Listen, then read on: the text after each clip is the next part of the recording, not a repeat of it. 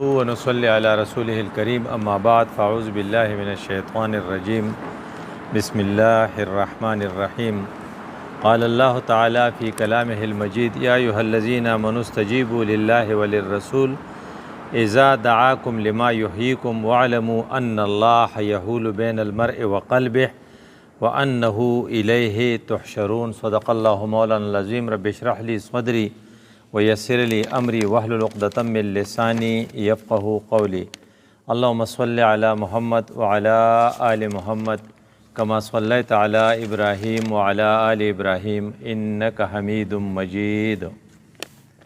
اوس لوی اختر تیر شو نو په دې لوی اختر کې مونږ قرباني کوله. د قربانۍ یو فلسفه دا وی چې مونږ خپل الله ته وایو چې الله پاکه مونږ خو تا ته دا ګډ چې کوم قربانو دا بیزا دا د خپلو بچي په ځای قربانو کو تا کله موږ ته وویې چې بچی قربان که جوازیر دی نو هغه یو کس تکړه و نو هغه وی یاره په دې اختر کې ګورئ خطره ده چې بچي به ملالول غواړي دا ګورئ د عام اخترو په شان نه دی. نو دا څنګه نو که انډیا بیا حمله وکړه که نه نو دغه بچي دا په ډیت رجسټر چې دستخط کوه دا لالولو که نه نو دا کسان چې نو همدا بچي به یې زمونږ چې دی به د ملک ته هغه دپاره د حفاظت دپاره بیا حلالېدو ته تیاري نو چې کله دی حلالېدو ته تیاري نو بیا به کار وشي که نه دی حلالېدو ته نه تیار نو بیا خو ته په خپله قربانۍ کې دروغجن شوې. نو هغه خبره وشوه په دې ایران چې کومه حمله وشوه د اسرائیل له طرف نه نو ایران چې دی په هغه یې ټیسټ کوي هسې خدای دې مکه خدای پاک ته ایران له توفیق ورکړي او خدای پاک ته اسرائیل دړې وړې کړي خو که داسې ونه شي نو بیا به اسرائیل د بلوچستان په بارډر زموږ سره یې که نه ایران سره خو بلوچستان دی نو دې طرف ته ستا نه انډیا دی نو بیا پاکستانی عسکري قوتونه چې دې طرف ته مخ کړي نو شا به یې بربنډی په اسرائیلي ته یهودي ته او هغه به یې د شا د غاړې ورسره څه حال کوي هغه بس پاس قلاره خو نه کیني او هغه چې څنګه په ایران دوره لرې حمله کوي نو بیا ورته وتسئ بیا خو دلته دوه قدمه ځای دی. نو دې وجې نه چې ستا په ذهن کې دا یي چې لکه قربانۍ جذبه چې تا کوله تا څاروی لالاو نو که د بچو د قربانۍ مقرره نو بچي به هم د قربانۍ نه انکار نه کوي او والدین به هم د قربانۍ نه انکار نه کوي ځکه صورت انفال دا آیات ما تاسو ته ویې اذا دعوکم کله چې تاسو ته استجیبوا لله وللرسول د خدای د رسول خبره به منئ اذا دعاکم لما یحییکم تاسو هغې شي ته راغواړي چې هغې کې ستاسو دپاره ژوند دی ستاسو دپاره پکې ژوند دی دا صورت انفال دی او انفال په بدر باندې تبصره ده.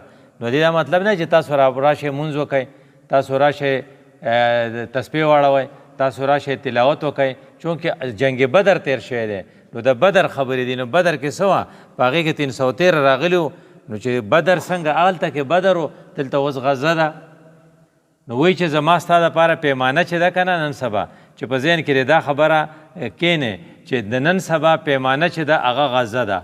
آج کا پیمانه یا آج کا زمانہ غزه کا ایک پیمانہ نن سبا پیمانہ ده حق او د باطل غزه ده جو غزه کے ساتھ چل گیا یعنی جو غزه کے ساتھ رہا اس نے دائمی کامیابی پائی. څوک چې د غزې سره شو د وفا مظاهره وکړه جو غزه سے دور رہا چې څوک د غزه نه ډیر لرې شو او په غزه کې حمایت ونه کو اس کی دنیا بھی تباہ اور اس کی آخرت بھی تباہ.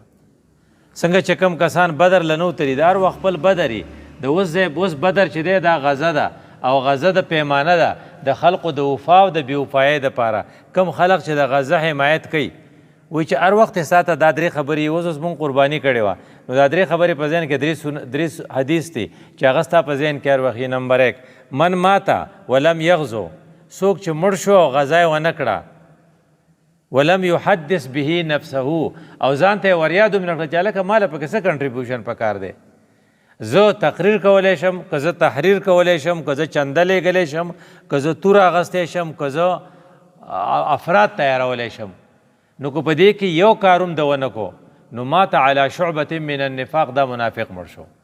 نو دا مونږ چې د اکثر جنازې وړو که نه دا ګورې موږ پرې پوهېږو نه اکثر د منافقانو جنازې دي ځکه چې مونږ هر کار کوو خو لکه مونږ غزا له خو څه سوچ نه یې کړی نو دا چې هر وخت زما ستا په ذهن کې وي چې کفر که د غزا سوچ تې رانغی نو د الله رسول چې ما د علی شعبة من النفاق. دویم حدیث چې د قربانۍ په لیول دی چې وایي چې من وجد ساعتا فلم یضحي، چا چې وس کېدو بیا هم قرباني وکړه چې مړه ګرانې دي او دا څنګه کېدی شي او دا مړه ګران کار دی او دا بس چې یو کس وکړه چې دا پوره ده، نو دا سړی وایي د الله رسول وایي فلا یقربن مصلانا، دې سړي ته وایي چې زمونږ جومات ته راښکاره نه شي. یعنې د خدای پیغمبر مونږ خو تبلیغان ګشتونه کوي که نه، وایي څه چل وایي منزله راشه او رسول الله ورته ته راښکاره نه شي. د دې نه غټ نفرت بل نشته ګورې په هغې کې. دریم من مشا مع الظالم، څوک چې د ظالم سره 2 قدمه لاړ وهو یعلم انه الظالم او ده ته پته و چې دا سړی ظالم دی، نو خرجه من الاسلام دی، د اسلام نه ووت. دا د الله رسول وایي. نو وی ظالم څوک دی؟ وی په غزه کې جنگ دی، په غزه کې بوک او پیاس دی، اوبه له هم مه ورکوئ، خوراک ورته هم مه پرېږدئ. زمونږ الخدمت مشر چې دی پروفیسر حفیظ الرحمن ډاکټر صاحب ابوالحسن عبدالمالک صاحب خبرې وکړې په مصر کې، د اختر کې په مصر کې، په مصر کې هغه کانه اخیستې ده د غزې مجاهدینو ته یې رسي، هلته یې څوک نه پرېږدي. نو په دنیا کې 15 ملکونه دي چې دې ته سلامتي کونسل وایي. په 15 ملکونو کې 14 ملکونه کې د خدای پاک یره یا د انسانیت دومره همدردي وه چې 14 والو ووی چې د غزې د جنگ بند کړئ او دې ته سپلای شروع کړئ، د خوراک سپلای وله ورکړئ. صرف یو کس چې هغه وی نه سپلای به ورته نه کوو، هغه څوک و؟ امریکا وه. نو امریکې وی چې داسې دې مري، موږ ته د مرګ په موږ څه پروا نشته، څوک مري؟ ماشومان مري، ښځې مري، بوډاګان مري، مجاهدین نه مري، هغې سره خپلې کجورې پوره دي، هغې له خدای پاک د بار نه رزق ورکوي، دی په هغو باندې غلبه نه شي موندې، دی په دې غام خلق عمومي. نو دا چا کړی و؟ دا امریکې کړی و. نو دا کار کله شوی؟ دا غالبا په 4 جون یا په 3 جون شوی او بیا په 4 جون باندې په پاکستان کې د امریکې په سفارتخانه کې پروګرام او د امریکې جنډې ته زمونږ د پاکستان وزیر اعظم او زمونږ د علماو مشر مولانا فضل الرحمن او زمونږ د تحریک انصاف مشر د هغې چې عاطف غالبا هغه دا ټول په هغې کې د امریکې جنډې ته ولاړو او شهباز دا تقریر وکړو چې ٹرمپ دنیا میں امن کا علم بردار ہے. یعنی پرونی خبرې ته وګوره، نننۍ خبرې ته وګوره. اوس راشه دې حدیث له من مشا مع الظالم، څوک چې د ظالم سره یو څو قدمه لاړ وهو یعلم انه الظالم او دته ښه پته چې دا دی خو د اسلام نه ووت. نو موږ دعا کوو چې خدای پاک ته دغه کسان د اسلام نه وباسي، خدای پاک ته ولا د توبې توفیق ورکړي. خو ډېر غټ ګناه کړی دی، ځکه چې ظالم پرون ستا دغه ویټو کړی دی او نن ته د هغه په مجلس کې ناستې، نو هغه خبره کوله که نه. شاعران بعضې خبرې ډېرې خوږې کوي. نو اقبال ډېر ښه پوهېدو نو هغه ویله که یو خبره راته کوم، پرون تا ریلي ایستلې وه د غزه د مجاهدینو دپاره او نن ته ولاړې د دې سره. نو اقبال وایي عشق قاتل سے مقتول سے ہمدردی بھی. تو خو عجیبه انسان ہے، ام په قاتل معنی ام په مقتول خفه کېږي. عشق قاتل سے مقتول سے ہمدردی بھی، یہ بتا کس سے محبت کی جزا مانگے گا. دا راته ووایه چې ستا د مینه د چا سره ډېره ده؟ د ټرمپ سره ډېره ده او که د اسماعیل حانیه سره ډېره ده؟ د قیامت په ورځ به ته د چا نه غواړې؟ ځکه دلته هم ته پاسېدې، د هغې جنډې ته ولاړ وې او هلته د هغه دپاره هم جلسه وکاږې. نو دا اقبال ډېر پخوارو ډېر هوښیارو. نو بیا بل شعر داسې وایي سجده خالق کو بھی ابلیس سے یارانه وي. ته خو خالق ته هم سجده لګې، هلته کې نعره لګې، نو بل طرف ته د ابلیس سره. نن سبا ابلیس څوک دی؟ ټرمپ دی، نتنیاهو دی او مودي دی. نو د هغه سره ستا دومره غټه یارانه ده چې د هغه دا یو حدیث دی چې د چا من کسره سوا د قوم، د چا چې د چا جلسه غټه کړه، چا چې د چا اجتماع غټه کړه، د کم خلقو مجلس ته چې ته لاړې هغه په تا باندې ښکلی شو، نو فهو منهم، ته د هغو نه. مونږ وایو که نه لږ راښکاره زما به د باندې عزت جوړ شي، نو تا د هغه عزت جوړ کو، نو فهو منهم، نو ته د هغو نه.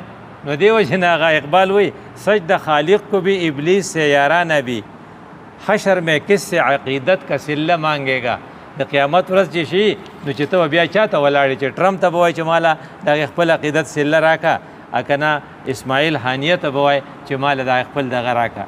نو دی وجه نه دا ډېر زیات خطرناک صورتحال دی. نو موږ اوس د قربانۍ یو وخت دی، نو ډېر ناشنا کارونه بعضې شوي دي چې هغې نه به یو بل خبرو، یو بل څنګه خبرو. د هغې فایده دی چې یو ښه کار وشي ته هغه و اما بنعمت ربک فحدث، هغه ځان ته رایاد کې په هغې ته شکر وباسې. نو تاسو ته به پته چې قرآن کې څه وایي چې لئن شکرتم دا بل به راسره تاسو وایي لازیدنکم. نو خدای به درله زیات کړي. خو که تا ناشکره وکړه نو ته به ګناهګار شې. چې کله ته ګناهګار شې نو هغې بزرګ یو الفاظ دي وی جب ہم گناہ کرتے ہیں نا تو ہم اللہ کی سرپرستی سے نکل جاتے ہیں.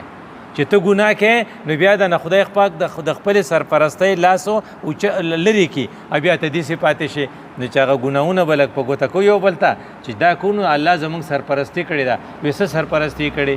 وی مودی اعلان کړو چې هم اسلام آباد سے غزه بنا دیں گے او موږ ټول یریدو چې څه چل به وشي. نو په 7 او په 8 مئی باندې د هغې چې کله کم کسان رالل او زموږ د فوج سره په اسمان کې جنګ کاو، دې ته فضایي وار وی. دا فضایي وار وی 1 غنټه تقریبا شوی دی.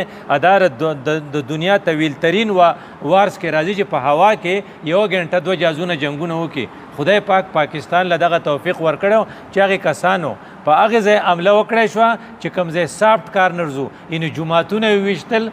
مولانا مسعود اظهر هغه جومات په بهاولپور کې او په دغه رنګې په کشمیر کې او په پنجاب کې ځای په ځای او هلته چڼي طالبان او بېګناه کسان شهیدان کړل، تقریبا 40 کسانو.